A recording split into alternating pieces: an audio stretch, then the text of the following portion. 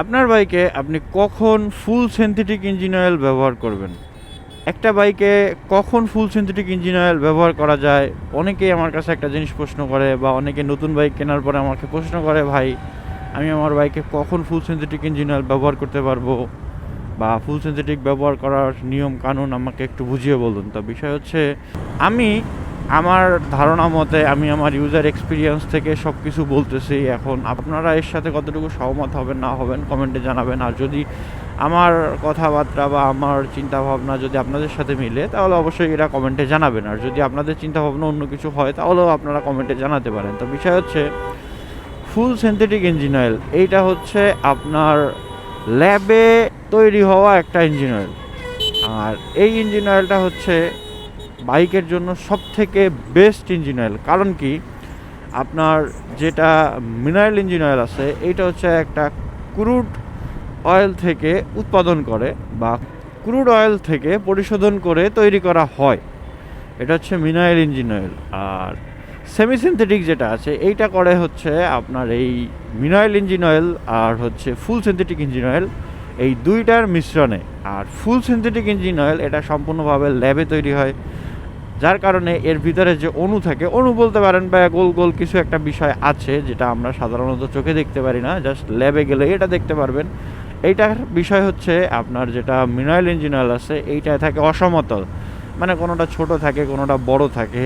আর semi সিনথেটিকেও same, কারণ ওইখানে দুই ধরনের তেল মিক্স হয়ে একটা ইঞ্জিন অয়েল হচ্ছে, একটা হচ্ছে আপনার মিনারেল ইঞ্জিন অয়েল, আর একটা হচ্ছে আপনার ফুল সিনথেটিক ইঞ্জিন অয়েল। এই দুইটা মিক্স হয়ে একটা সেমি সিনথেটিক তৈরি হয়। কিন্তু ফুল সিনথেটিক যেটা, এটা হচ্ছে সম্পূর্ণভাবে ল্যাব টেস্টেড হওয়ার কারণে এটার ভিতরে আপনার যে অণুগুলো থাকে, এগুলা একদম সবগুলা অ্যাকুরেট এক সাইজের থাকে, যে কারণে একটা ইঞ্জিন অয়েলের যে কাজ, এই কাজটা ফুল সিনথেটিক ইঞ্জিন অয়েলের সব থেকে ভালো করে। যেমন ঘর্ষণ কমানো, বাইক রানিং অবস্থায় বাইকের সাউন্ডকে ঠিকঠাক রাখা, বাইকের ইঞ্জিনকে গরম না হতে দেওয়া, ইঞ্জিনের সুরক্ষা বজায় রাখা, হাই আরপিএমে ইঞ্জিন থেকে ভালো পারফরমেন্স দেওয়া, লং টার্ম বাইক রাইড করলে স্মুথ ফিল করা, ভাইব্রেশন না হওয়া, এই সব কিছু আপনি বেটার পাবেন ফুল সিনথেটিকে।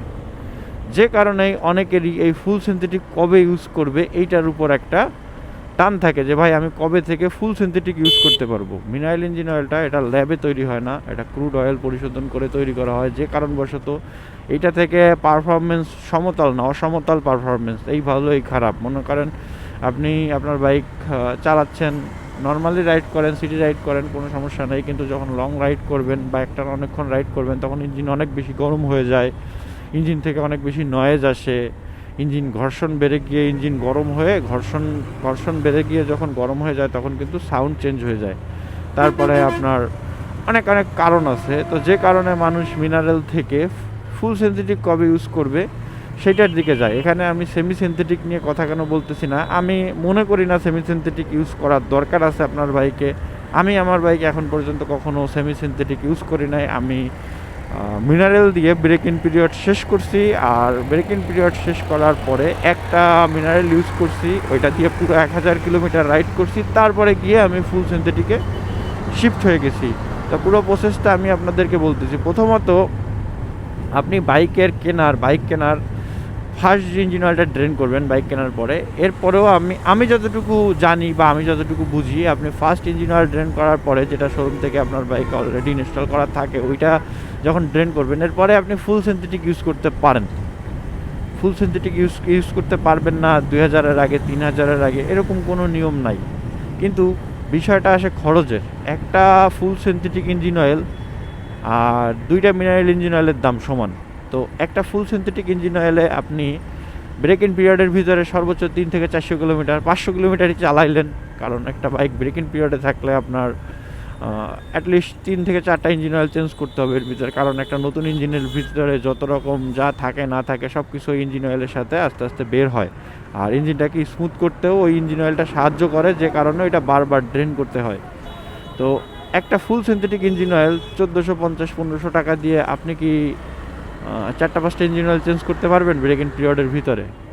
আপনার যদি সেমি সিনথেটিক ইউজ করেন ওইটার কোনো ভ্যালু নাই, ওইটা আপনার, আমি সেমি সিনথেটিক লাইফে কখনো ইউজ করি নাই। এর আগে আমার ভাইয়ের FZ-2 ওইটাও ব্রেকিং পিরিয়ড শেষ করছে মিনারেল দিয়ে, দেন ফুল সিনথেটিক একবারে। কারণ সেমি সিনথেটিক আমার মনে হয় না ওটার কোনো কাজ আছে, কে ইউজ করে না করে আমি জানি না।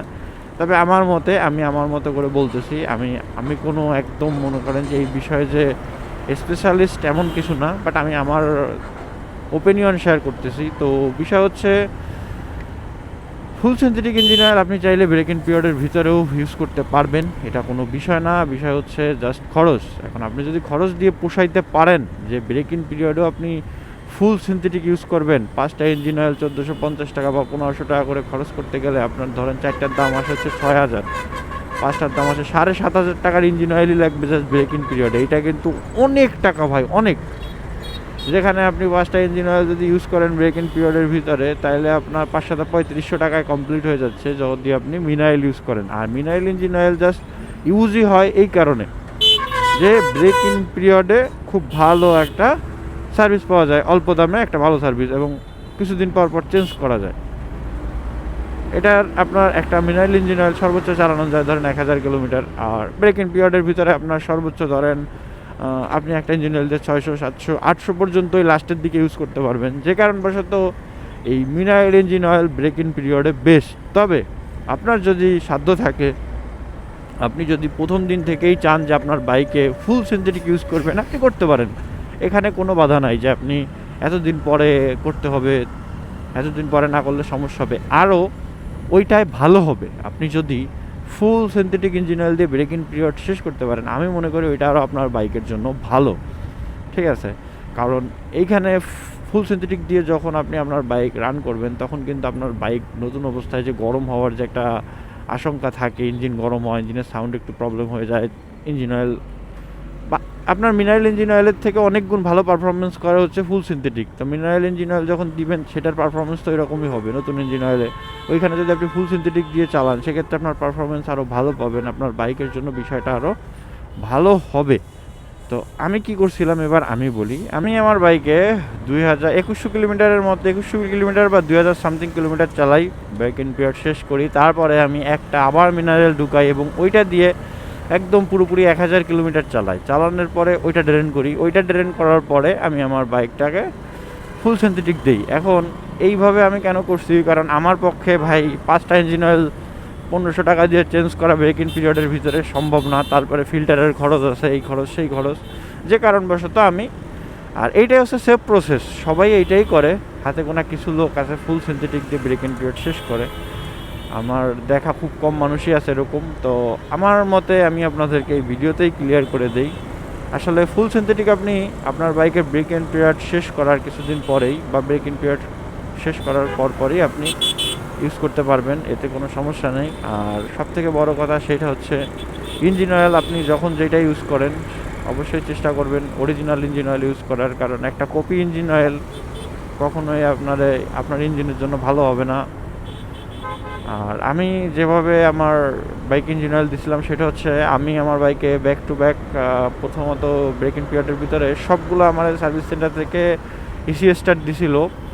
লাস্টের যে আমি 1000 কিলোমিটার যেটা চালাইছিলাম ফুল মিনারেল দিয়ে, সেটা হচ্ছে আমাকে দিছিল মতুলের। দেন আমি যখন ফুল সিনথেটিকে শিফট করি, তখন আমাকে সার্ভিস সেন্টার থেকে বা শোরুম থেকে যেটা সাজেস্ট করছিল সেটা হচ্ছে মতুল।